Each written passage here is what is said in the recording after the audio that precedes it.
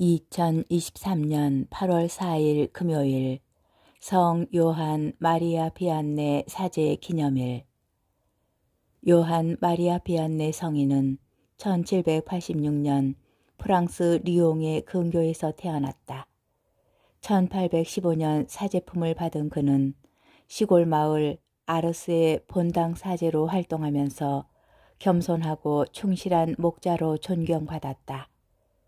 그의 고행과 성덕이 널리 알려지면서 여러 곳에서 몰려드는 사람들에게 요한 마리아 비안네 신부는 정성을 다하여 영적 가르침과 고해 성사를 베풀었다. 평생을 아르스에서 겸손하고 가난한 삶을 산 그에게 해마다 2만여 명이 고해 성사를 받고자 찾아왔다고 전해진다. 1859년 선종한 요한 마리아 비안네 사제를 1925년 피오 11세 교황이 시성하고 4년 뒤에는 본당 사제들의 수호 성인으로 선포하였다. 제1독서 레위기 23장 1절에서 37절 사이의 말씀입니다. 주님께서 모세에게 이르셨다. 너희가 정해진 때에 소집해야 하는 거룩한 모임, 곧 주님의 축일들은 이러하다. 첫째 달 19날 저녁 어스름에 주님의 파스카를 지켜야 한다. 이달 보름에는 주님의 무교절을 지내는데 너희는 이래 동안 누룩 없는 빵을 먹어야 한다. 첫날에는 거룩한 모임을 열고 생업으로 하는 일은 아무것도 해서는 안 된다. 그리고 이래 동안 주님에게 화제물을 바쳐야 한다. 이래째 되는 날에는 다시 거룩한 모임을 열고 생업으로 하는 일은 아무것도 해서는 안 된다. 주님께서 모세에게 이르셨다. 너는 이스라엘 자손들에게 일러라. 그들에게 이렇게 말하여라. 너희는 내가 너희에게 주는 땅으로 들어가서 수확을 거두어 드릴 때 너희 수확의 만물인 곡식 단을 사제에게 가져와야 한다. 사제는 그 곡식 단이 너희를 위하여 호의로 받아들여지도록 주님 앞에 흔들어 바친다.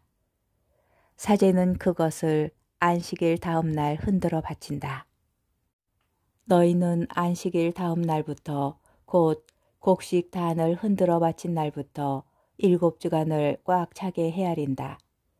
이렇게 7째 안식일 다음 날까지 50일을 헤아려 새로운 곡식 제물을 주님에게 바친다. 또한 7째 달 초여름날은 속죄일이다.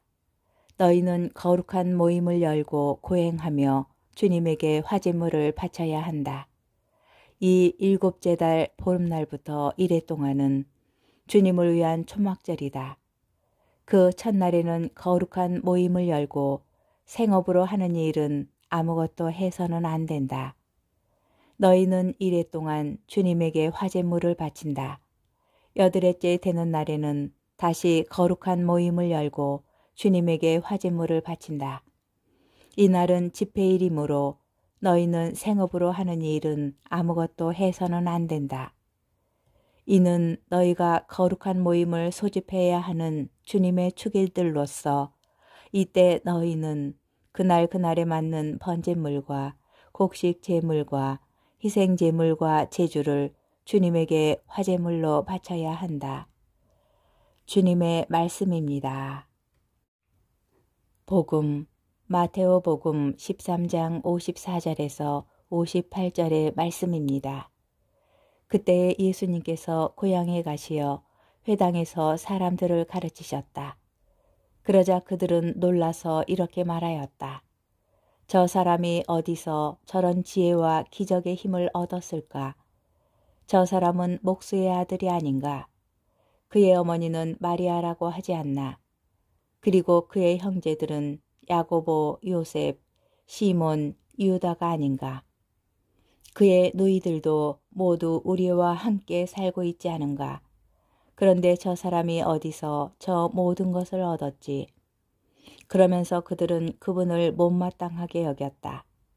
그러자 예수님께서 그들에게 이르셨다. 예언자는 어디에서나 존경받지만 고향과 집안에서만은 존경받지 못한다.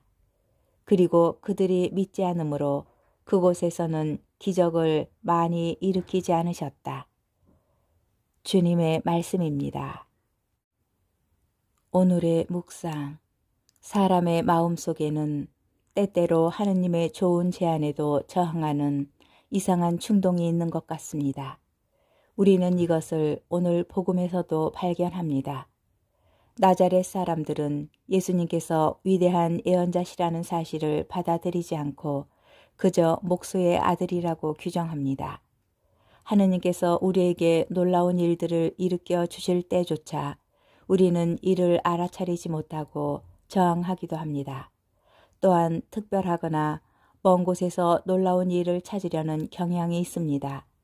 우리에게 가까운 것은 지극히 일상적이고 놀랄만 하지 않다고 여깁니다.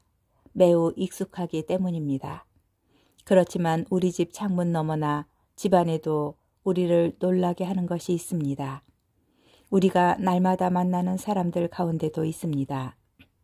우리는 가까이 계신 주님께 어떤 마음을 지녔습니까? 우리가 크거나 놀랍고 기이한 일에만 시선을 둔다면 어디에서 주님을 뵙겠습니까? 고요히 그분의 말씀을 듣는 가운데에서 부족한 우리이지만 늘 접할 수 있는 성사들 안에서 가난한 현실 속에서 그리고 죄인들 가운데에서 우리는 인자하신 주님을 뵐 수 있습니다. 믿음의 눈으로 바라보는 모든 곳에서 우리는 주님의 오묘하신 섭리를 만날 수 있습니다. 나자렛 사람들과 달리 오늘 하루 못마땅하게 여기지 않고 사는 방식을 생각하여 보면 좋겠습니다. 오늘 복음은 새로 마련한 상점이나 공장 또는 사무실을 축복하는 예시 가운데 들려주는 말씀과 병행 구절이기도 합니다. 언뜻 듣기에 오늘 복음 말씀은 축복 예식에 잘 어울리지 않는 것만 같습니다. 그런데 어찌하여 이 말씀을 축복을 청하는 좋은 날 우리에게 전하여 주는지 곰곰이 생각하여 볼 일입니다. 우리에게 꼭 필요한 것은 놀라운 기적이 아니라 기적을 가능하게 하는 마음이고 그 믿음의 눈으로 우리 자신과 주변을 바라보려는 삶의 태도입니다.